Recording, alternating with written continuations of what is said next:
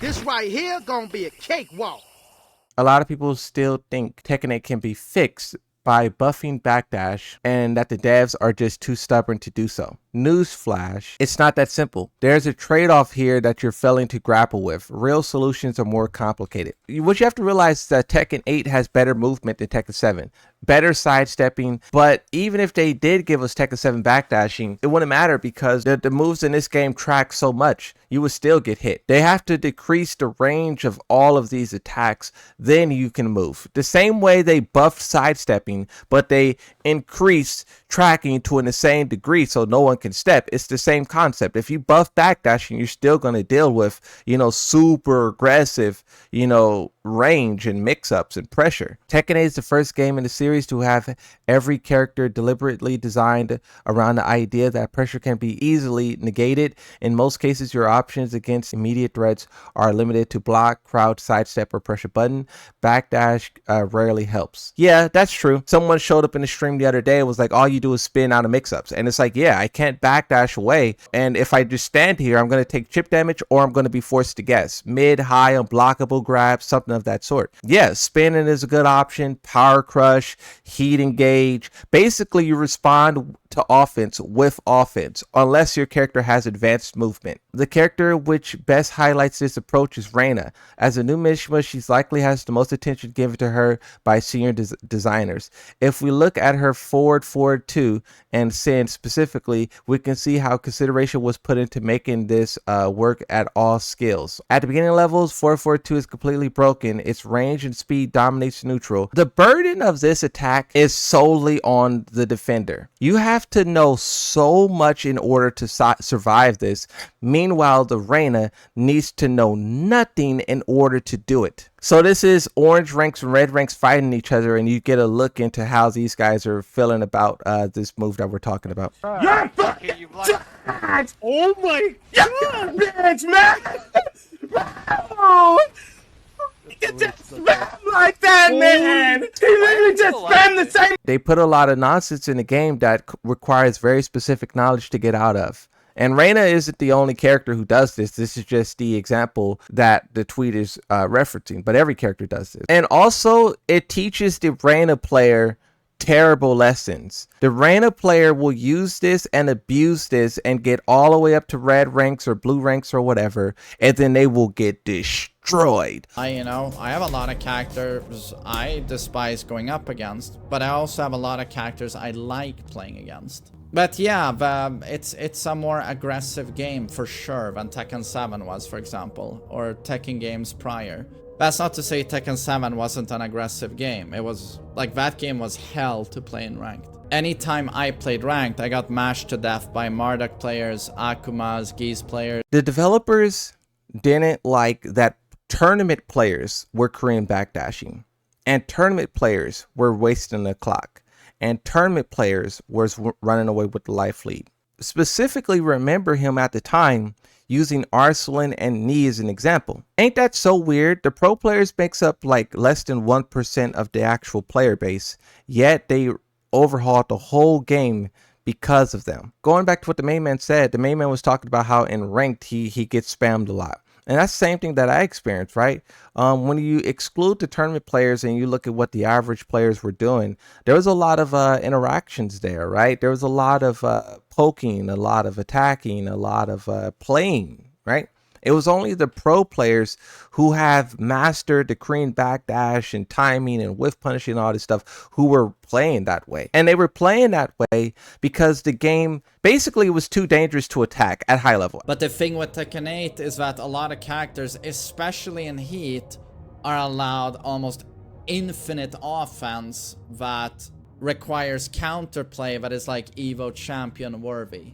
I think this game is very hard. See, we were just talking about that. No effort at all to attack. But in order to defend against that move that was just thrown at you, you have to be a wizard. So that's why in intermediate play, I've noticed that Tekken 8 turns into, here's my avalanche of bullshit, and people try to break through with like a panic button or a heat burst, or a rage art, or a power crush. And then they take their turn, and then it's crazy that we all know this to be true. You just get flooded with nonsense, And the only way you can respond is with Power Crush, Rage, Heat, some weird evasion, a panic parry. The game forces you to play that like that. That's the only way you survive, is if you panic something. People like to say that this game isn't about defense and it's about offense, but I almost think it's the opposite. This is the game where if you don't have strong enough defense, you just die. Because I've been playing ranked lately, right?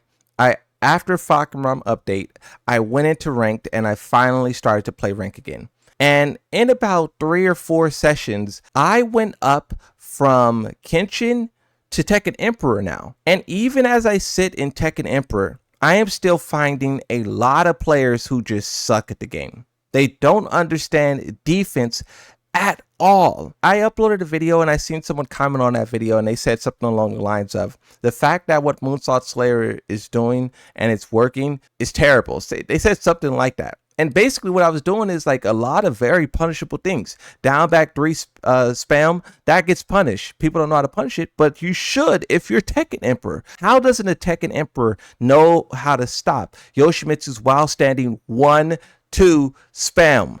No one knows these things though. I do very, very simple things that I would have died for in Tekken 7.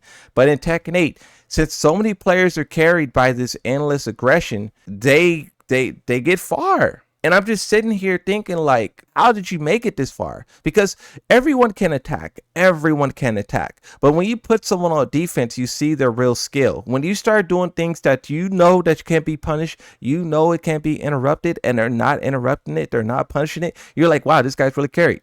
You can also anga bunga and never defend. Yeah, I mean, if you play certain characters. You don't need any defense if you're gonna play Alisa. You know, the defensive stat, people are correct to say that it doesn't say everything, right? It doesn't paint the whole picture.